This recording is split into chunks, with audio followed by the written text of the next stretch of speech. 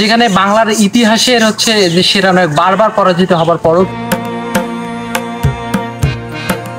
সম্পন্ন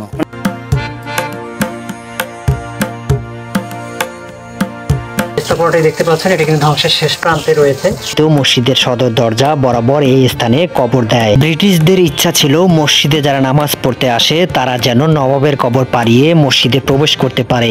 এখানে মূলত স্বাধীনতা সংগ্রামের অন্যান্য যে বংশধররা ছিলেন সেনাপতি থেকে সৈন্যরা, ওনারাও কিন্তু এই জায়গাটিতে আসলে বেড়ে ওঠায়।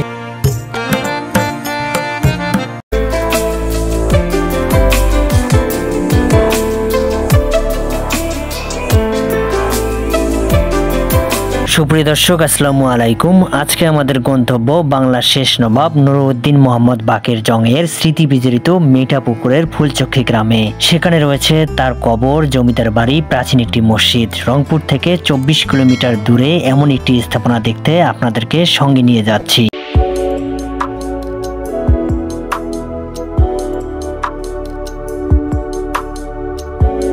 সেখানে পৌঁছার সঙ্গে সঙ্গে দেখা মিলবে দৃষ্টিনন্দন মসজিদ স্থাপনা এবং কয়েকটি কবর দেখতে পাবেন। পাশেই দেখতে পাবেন জমিদার বাড়ি। এই ফুলচক্ষী মসজিদ নিয়ে অলরেডি একটি আমাদের ভিডিও পাবলিশ করা হয়েছে, চাইলে সেখানে দেখে নিতে পারেন। আজকের ভিডিওটি মূলত কবর এবং জমিদার বাড়িটি নিয়ে আজকের বিশেষ প্রতিবেদন। এটি ছিল নুরউদ্দিন মোহাম্মদ বাকের জংয়ের গ্রামের বাড়ি। দর্শক, আমি যে জায়গাটিতে দাঁড়িয়েছি আসলে এটি একটা শিহরিত জায়গা। শহীদ মোহাম্মদ নুরউদ্দিন বাকের জং, তিনি হচ্ছে বাংলার স্বাধীনতার অন্যতম সেরা নায়ক।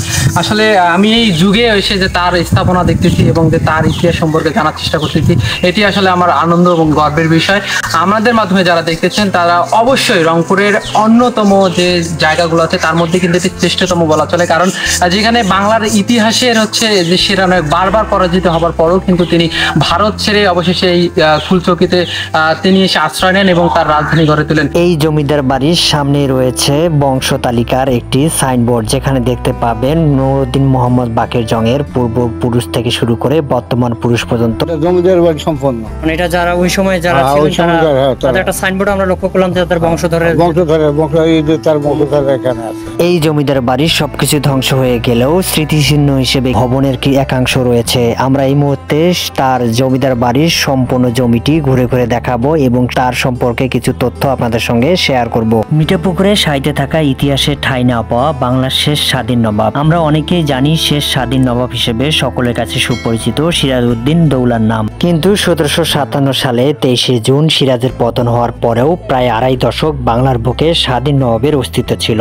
সেই নবাব নুরউদ্দিন মোহাম্মদ বাকের জং। তিনি মূলত বৃহত্তর উত্তরবঙ্গে স্বাধীন নবাবী পরিচালনা করেছেন এবং ব্রিটিশদের বিরুদ্ধে যুদ্ধ করেছেন অনেকবার। এই স্থাপনাটি দেখতে পাচ্ছেন, এটা কিন্তু ধ্বংসের শেষ প্রান্তে রয়েছে। এটি হচ্ছে স্বাধীনতা সংগ্রামের যে বীর পুরুষ, প্রাণ পুরুষ যাকে বলা হয়, নুরউদ্দিন মোহাম্মদ বাকের জংয়ের যে বাসভবন, সেটি কিন্তু আমি আপনাদের থেকে দেখার চেষ্টা করছিলাম। এটার ভিতর থেকে আমি বাইরে হওয়ার চেষ্টা করছি, যেহেতু অনেক ধ্বংসের শেষ প্রান্তে রয়েছে। এটি কিন্তু আসলে সেভাবে সংরক্ষণ করা হয়নি, যেহেতু শেষ প্রান্তে তবুও কাজের সাক্ষী হিসেবে কিন্তু এখনো এখানে দাঁড়িয়ে রয়েছে এমন একটি স্থাপনা কিন্তু আমি এখন দেখার চেষ্টা করছি। এখানেই মূলত স্বাধীনতা সংগ্রামের যে অন্যান্য যে বংশধররা ছিলেন সেনাপতি থেকে সৈন্যরা, ওনারাও কিন্তু এই জায়গাটিতে আসলে বেড়ে ওঠা, এই জায়গাটি থেকে আসলে তাদের বিভিন্ন কার্যক্রম পরিচালনা করেছেন। সেই জায়গাটি কিন্তু এখন কিন্তু ধ্বংসের শেষ প্রান্তে রয়েছে।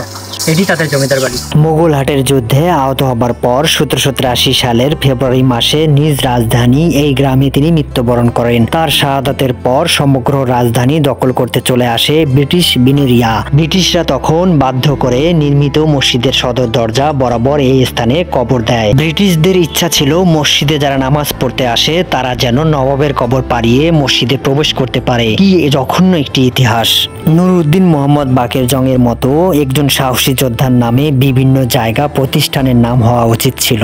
এই নবাবের সঠিক ইতিহাস পাঠ্যবস্তুকে সংযোজন করা প্রয়োজন ছিল, কিন্তু বাস্তবে কোনোটি হয়নি। শুধু পার্শ্ববর্তী দেশের বীরদের ইতিহাস সম্পর্কে আমাদের জানা হবে, নিজ অঞ্চলের গৌরব করার মতো ইতিহাস হয়তো কালের বিবর্তনে হারিয়ে যাবে। দর্শক, আজ বিদায় নিচ্ছি। দেখা হবে নতুন একটি ভিডিওতে, নতুন কোনো জায়গা বা নতুন কোনো দর্শনীয় স্থান। সে পর্যন্ত ভালো থাকবেন, সুস্থ থাকবেন। অবশ্যই এস ব্লগ 24 চ্যানেলের সঙ্গে থাকবেন।